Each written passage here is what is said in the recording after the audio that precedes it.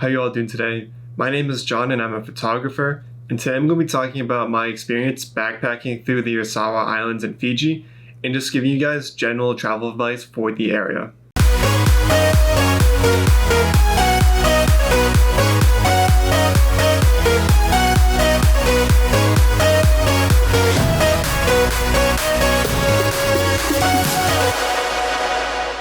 So some things to know before you go to Fiji. So Fiji isn't just one place, it is an archipelago made up of 330 and more islands.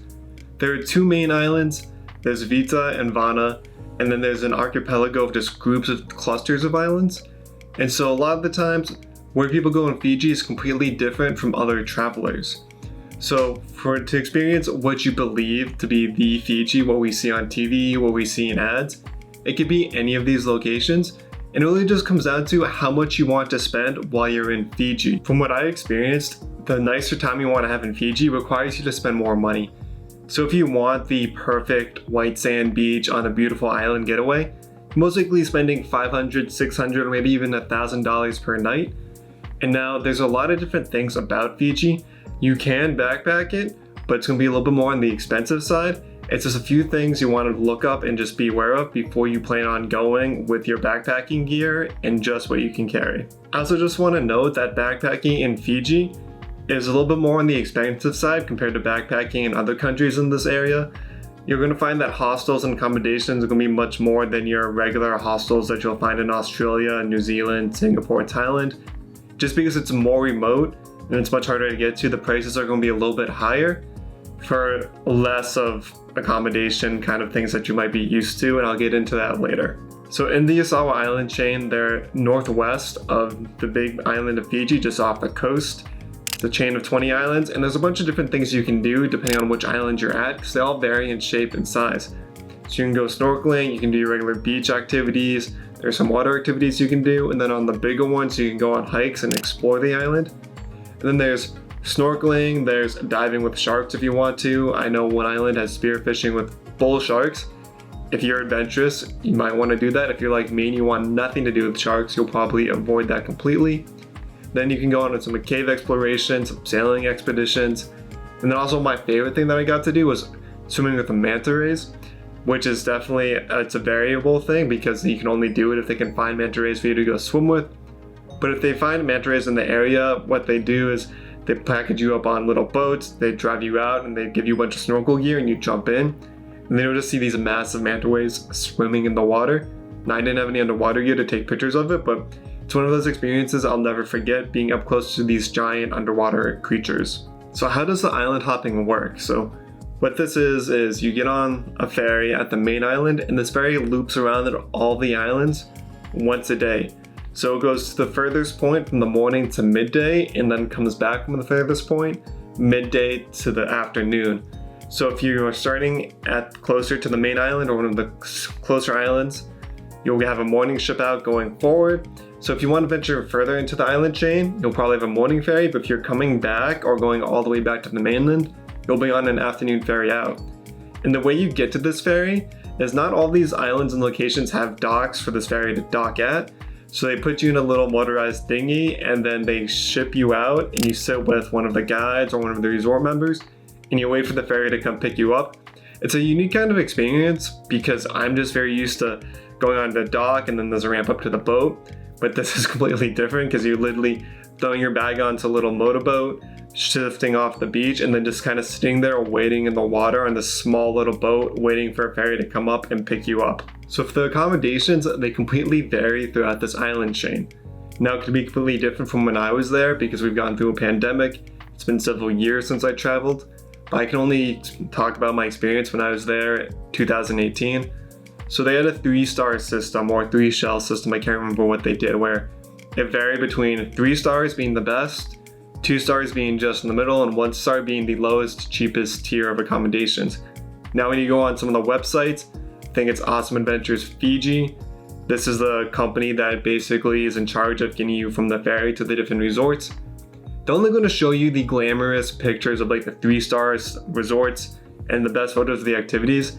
They try to keep what happens in the 2-star or 1-star level places kind of off to the side because, to be honest, they're not super glamorous, But the reality is you're in a nice area, you're in Fiji, you might not have the best accommodations at the lower tier places, but you'll still be in a very nice atmosphere and environment if you can keep a positive outlook for it, and I'll get into why in a few seconds. In the third tier higher level places, you're probably paying between $200 to $300 a night per room.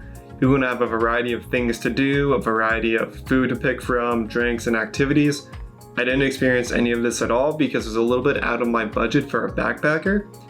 I stayed mostly at the 1-star and a few nights at the 2-star level accommodations because I was trying to still be frugal budget-wise, like I was traveling by myself alone, really not trying to basically spend a ton of money on things I didn't really need to enjoy what I wanted to do. So that being said, I definitely recommend staying at the 2-star places over the 1-star places. Because at the 2-star places, you got a clean bed in a nice dorm, or maybe it's a small shack, not shack, but small room or tent setup. And then you have Wi-Fi, hot water, a choice of food. There's plenty of activities and things to do. There's more people staying at these places to interact with. And it's just going to be a nicer quality time. Now this level place probably takes about $100 to $120 a night for accommodations.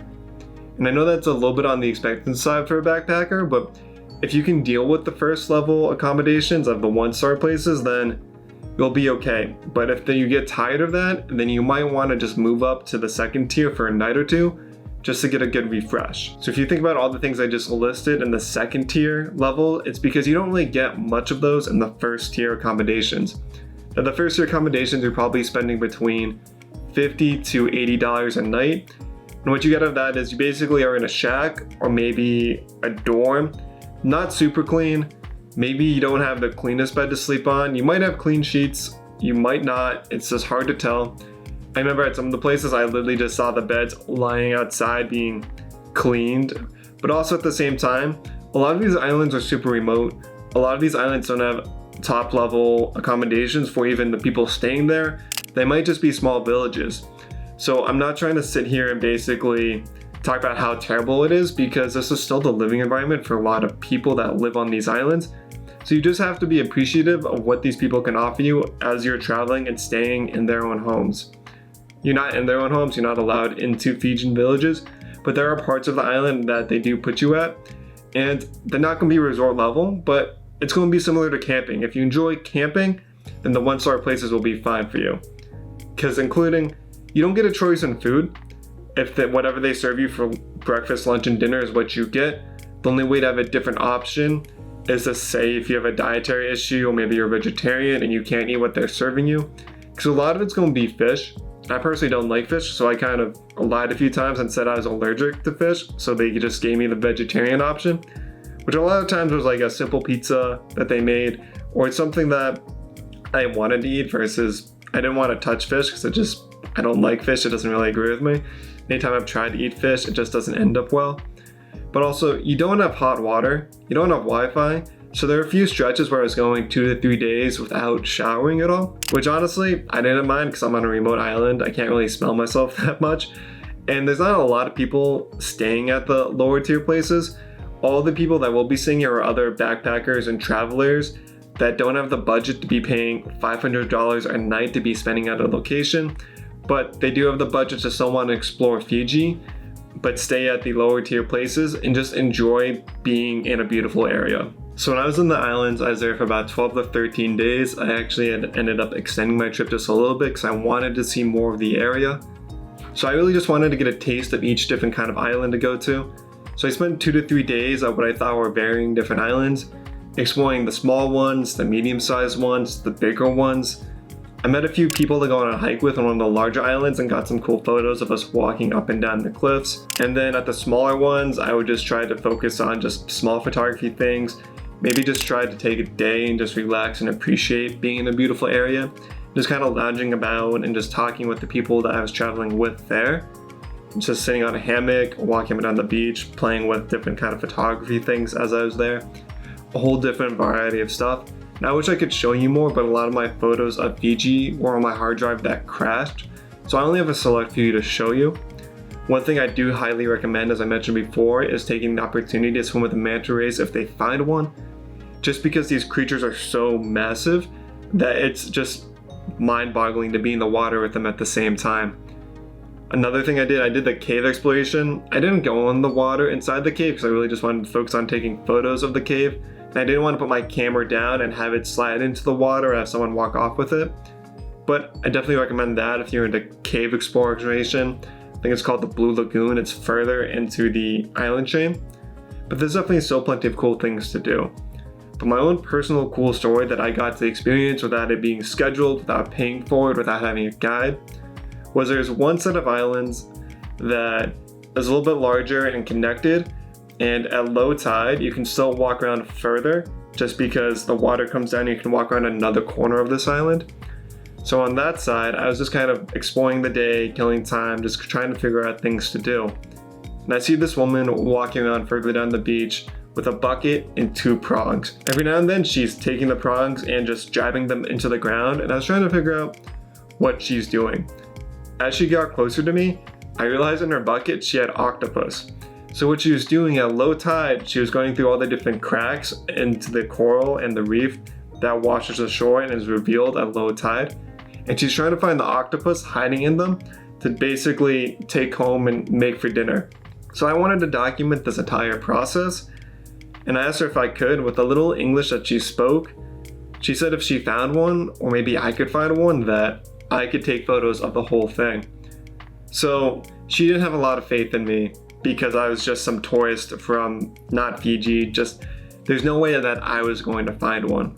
So I'm walking along and I look down at the ground and I see a few air bubbles just popping up from this pile. So I thought it was odd. I walk over to it and I look down and I see an eye looking back up at me, and I realize that it's an octopus. And there's this moment where I feel bad because I know if I signal to her that the octopus will be killed and eaten. But I really wanted to photograph the process because it's a whole circle of life thing. They need to find an octopus in order to eat. So I waved her over. She was super surprised that I found one. So I documented the whole process of her killing this thing. Now if you don't want to watch it, feel free to skip ahead to a timestamp. I'll mark it down below because these images could be graphic if you don't like to see violence. But her process was, she found it, took a rock and smashed the coral that it was hiding underneath it, so she had a bigger hole. And then what she does is she stabs the prongs into the hole so that the octopus wraps around the prongs, pulls it out, grabs it by the head and squeezes it so it pops. She said this is the fastest way of killing it. Now it's pretty gruesome. Ink goes everywhere because it's trying to escape. Then afterwards, she let me take a few photos of her holding it and holding all the octopus that she had gathered. And then later that night, I definitely think I did hear a few people talking in the background about some random tourist that helped the woman find octopus to eat, and she had no idea. So that was just a cool story that I got to have, and a few photos of that moment. That's just it's cool, it's captivating, it's a very unique moment that I got to have and talk about. But there are just things like that as you're traveling that you'll get to experience and find as you go to these cool and unique places. 2 souvenirs I did get when I was going through Fiji was this shirt right here. It's a Rip Curl surf shirt with a Fijian style to it. I just thought it was super cool when I saw it in the airport, and it was something I wanted to bring home and just casually wear around. And the other was Fijian specific. It was this type of shirt. This is a Fijian dress shirt. Now it's very similar to Hawaiian shirts that you see all the time. The difference is the neck on the Fijian shirt is super thick and big, and the design is slightly different. I just thought this one was super cool because it was a simple black with a nice big blue strip and then subtle blue strips on the sleeves. I wear it occasionally during the summer. It's just, I like these shirts. Like, I like looking at them, but for some reason I never enjoy wearing them. But this is just a fun, colorful shirt that I like to wear, and as you can see, it matches my hat. So for 12 to 13 days, about 2 weeks in Fiji, the price breakdown was about $2,000 US for the whole trip for me. When it came to hotels and hostels, I spent about $690 throughout the different accommodation levels. And then outside of that, I probably spent $90 on food while I wasn't at those hostels or accommodations. And then for souvenirs, I spent about $110. The boat pass or the excursion was $460 just to have the boat pass, the island hop. For the manta ray excursion and the cave excursion, it was $70. And then the flight was $525 for me to get to Fiji from Thailand. Now the flight's going to be the most varying part depending on what part of the world you're traveling from, but it can be costly just because you're flying to Fiji. But if you want 2 bonus souvenirs, if you're flying Fijian Airways, each passenger is given a blanket and pillow for each seat. And then they do say specifically not to take them, but I just thought they were really cool, so I took them anyway because it's a thin blanket and a nice travel pillow with a cool design on it. So I was like, you know what? They won't notice me sneak this into my bag. But in total, that's all about $2,000. So if you wanted to spend more money to have a nicer time, you could. If you kind of want to just go the cheapest possible route, you're probably spending between $1,500 to $2,000 backpacking through Fiji. So it's just a nice little bar to just have in mind if you really want to go visit this country. So for my photographers who are just interested in the kind of camera gear that I was using when I was out there, when I was traveling, all I had was my Mark III and my 24-70 lens. I picked up a polarizer when I was in Australia because in Fiji, with all the blue bright waters and sunlight hitting the water, I knew I wanted a polarizer for that. I had my drone with me, and if you have a drone in Fiji where there's not a lot of rules and regulations, to be honest, you can get some super awesome shots. The problem was my drone broke before I got to Fiji, so there's a lot of shoulda, coulda, wouldas and what if situations. The one thing I didn't have with me, which I definitely recommend having if you can, is a GoPro or underwater camera. This just allows you to get cool snorkeling photos. Maybe you can get more photos of the manta rays or marine life or coral while you're snorkeling or doing different scuba adventures. Or maybe if you have the expensive and you have underwater housing for your camera, you can get some really awesome shots. But you don't need a ton of stuff for Fiji unless you have a specific project in mind that you want to go do. But as always, guys, if you have any questions or comments about Fiji or the areas that I've been visiting, leave them down in the comment section below. If you have your own unique stories or questions or things you want to talk about that I didn't get to talk about, leave them in the comment section as well, because it always helps out people watching videos or even researching if there's more just information at the bottom that people can share. But as always, let's recap, and since my ND filter is on my camera, I don't actually have my lens cap, but this will make do as I usually do.